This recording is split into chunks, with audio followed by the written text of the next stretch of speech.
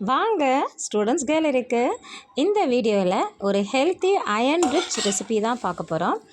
இதுக்கு நான் இந்த விட யூஸ் பண்ணிக்கிறது கறி லீவ்ஸ் தான். கண்டிப்பாக இதெல்லாம் நீங்கள் டைரெக்டாக கொடுத்தீங்கன்னா பசங்க எடுத்துக்கவே மாட்டாங்க, அப்படியே தனியாக தூக்கி உள்ளே வச்சுருவாங்க. அதுக்கு பதிலாக இந்த மாதிரி நம்ம செஞ்சு கொடுக்குறோன்னு வச்சுக்கோங்களேன். அதுவும் இப்போ இருக்க ஜங்க் ஃபுட் காலத்தில் இந்த மாதிரி நான் ஹெல்த்தி திங்ஸ்லாம் நம்ம இந்த மாதிரி டைரெக்டாகவோ இன்டைரெக்டாகவோ கொடுக்கும்போது பசங்க ஆட்டோமேட்டிக்காக எடுத்துக்குவாங்க. ஸோ கறி லீவ்ஸை நல்லா கழுவிட்டு நிழலில் ஒரு 1 டே வச்சுட்டு அதை அடுப்பு சிம்லேயே தான் இருக்கணும். இந்த ரெசிபி முடிகிற வரைக்கும் அடுப்பு சிம்லேயே வச்சுக்கோங்க. நல்லா அந்த கலர் மாறாத அளவுக்கு ட்ரை ரோஸ்ட் பண்ணிக்கோங்க.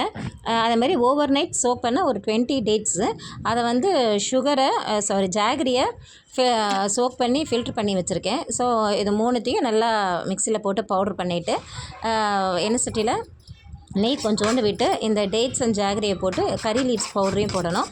அதை நம்ம சிம்மில் வச்சு ரோஸ்ட் பண்ணும்போது கண்டிப்பாக இந்த கலர் உங்களுக்கு நீங்கள் அச்சீவ் பண்ணலாம். இது அவ்வளோதாங்க.